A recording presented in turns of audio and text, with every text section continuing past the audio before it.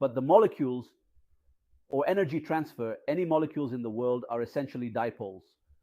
A dipole means something that has a positive part and a negative part, a positive section and a neutral section.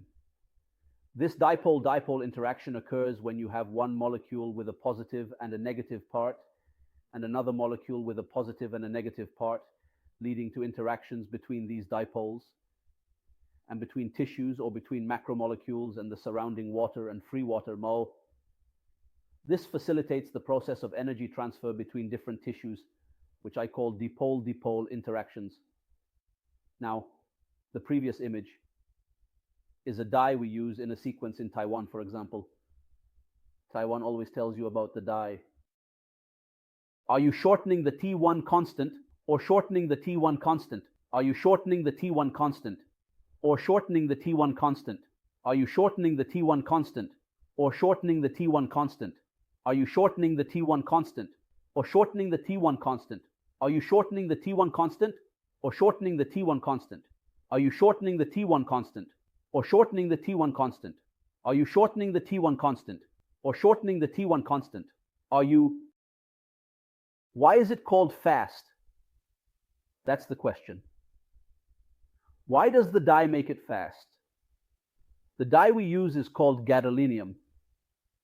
When they thought about gadolinium, they said there are many commercial names for it, like Magnavist and MScan.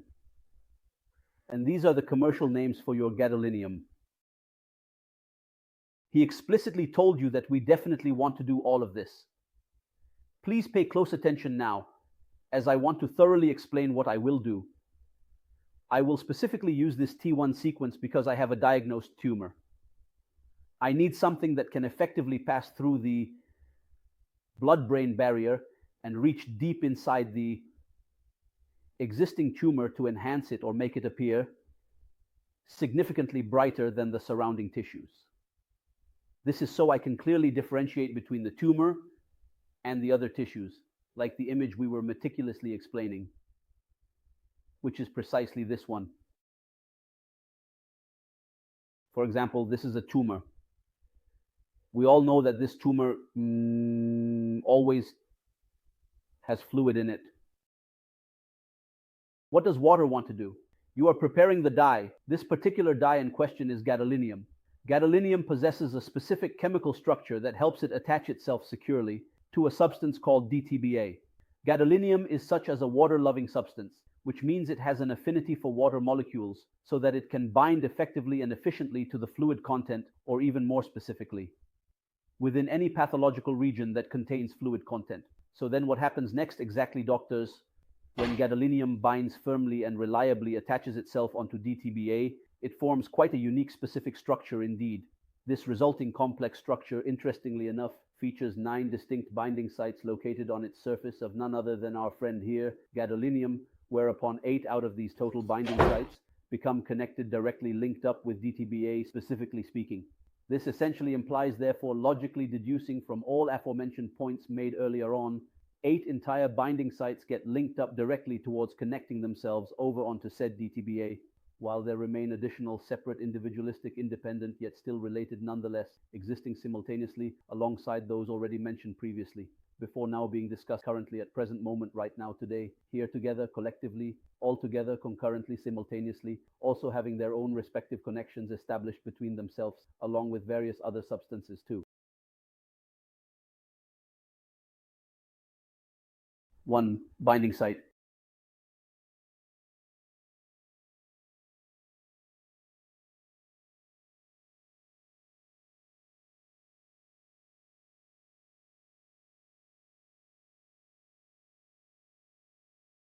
In 1 binding site, it is connected to the hydrogen molecule present inside its tumor.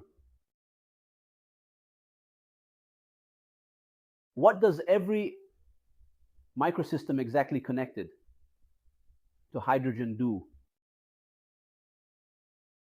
He told you that when it binds to hydrogen, gadolinium structure is affected.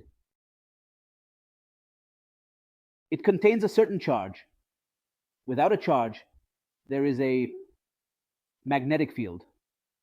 By changing its connection with hydrogen, it alters the protons present within the tissues inside the tumor. When it interacts with the surrounding tissues, does it speed up or slow down? Relaxation slows down, and relaxation speeds up. You have made it resonate with the surrounding tissues and the protons around it, which accelerates energy transfer. Since the speed is increased, it makes the relaxation faster. When you measure, you will find that the tissue containing a high amount of gadolinium, which is in high water content or high fluid content, or a tumor, will appear more bright because its relaxation is faster than the other tissues. Therefore, its magnetic force or magnetization and its Englishen are high, giving you a signal that is more bright than the other tissues, allowing you to differentiate between the tumor. The normal tissues that are present can indeed be distinguished using this method through gadolinium. The whole idea is that you effectively manipulate the resonance frequency of the protons within the tumor itself, affecting it with the surrounding magnetic field, such as it controls or changes the frequency of protons, making it similar to the media around it, thus accelerating energy transfer. This is what contrast media does. That's why gadolinium is very effective in reducing the T1 constant. If you use gadolinium at a higher concentration than what we typically use, it can affect the tissue. Why? Because at high concentration, it accelerates the process of protons, making the imaging faster, allowing you to obtain an image based on the T2 constant. Therefore, you might get a question about gadolinium or contrast media providing T1 constant and T2 constant for the existing tissues. This is contrast media. So we talked about the STAIR. We talked about the FLAIR. We discussed STAR. We talked about FLAIR. We talked about STAR. We talked about STAR. We talked about magnetization transfer contrast, the effect of contrast media, and the mechanism by which the contrast media enhances the process.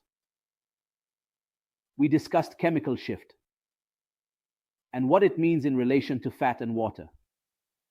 As we will discuss later about the chemical shift artifact, if we think about it together, the chemical shift artifact appears with high magnetic field, meaning it appears at 1.5 Tesla or 0.3 Tesla. It appears at 1.5 Tesla because it has been established that a high magnetic force or high magnetic field is needed to increase the difference between fat and water. The idea is to maximize the difference in the precession frequency between the protons present in fat and the protons present in water through the high magnetic field.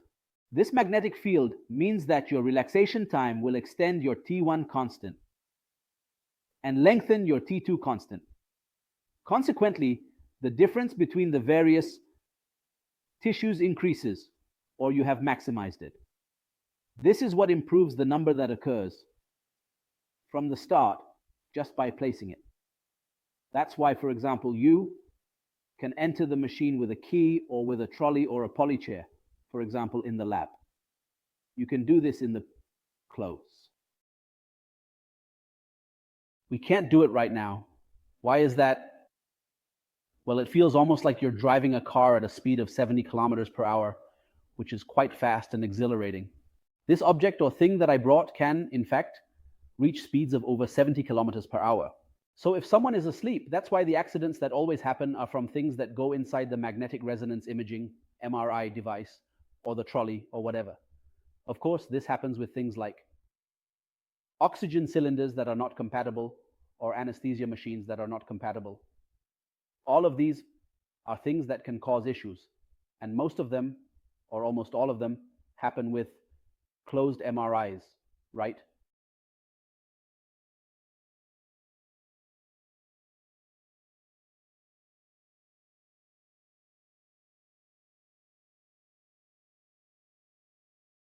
There is something unclear, doctors, about what I said. Anyway, God willing, today's lecture will be a bit simple, not too much, not too intense, not too high. I just wanted to have a topic and the things that we will work on. God willing, tomorrow will be about gradient echo. I also want you to understand the idea or the difference between the spin echo sequence and the gradient echo. In gradient echo, you only use a 90-degree pulse or just the basic RF pulse, but you don't work with 90 degrees and then give 180 and then give 180. No, you work with a 90-degree pulse. There is no refocusing pulse here. So, there is always a difference between gradient echo and spin echo sequence. What is the difference? The difference is that in spin echo, there is a 180-degree pulse. But in gradient echo, there is no 180-degree pulse. Also, this part is something we can mention as a preparation for my lecture tomorrow. Right now,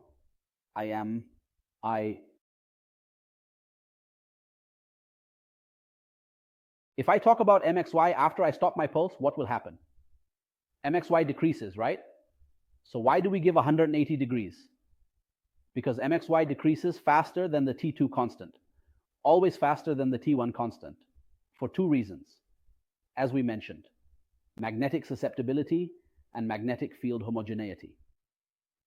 Now I want to discuss the first curve, which I call T2 star. T2 is when you remove the effect of magnetic susceptibility and magnetic field homogeneity, and you apply the 180-degree pulse to perform refocusing, which makes the curve look like this, reducing the decay time, or the time it takes for MXY to decay. This is what I call T2. This is the T2 sequence we are working on, and this is T2 star in gradient. When I remove the 180 degrees, the difference between the different tissues depends on T2 star or T2. T2 star.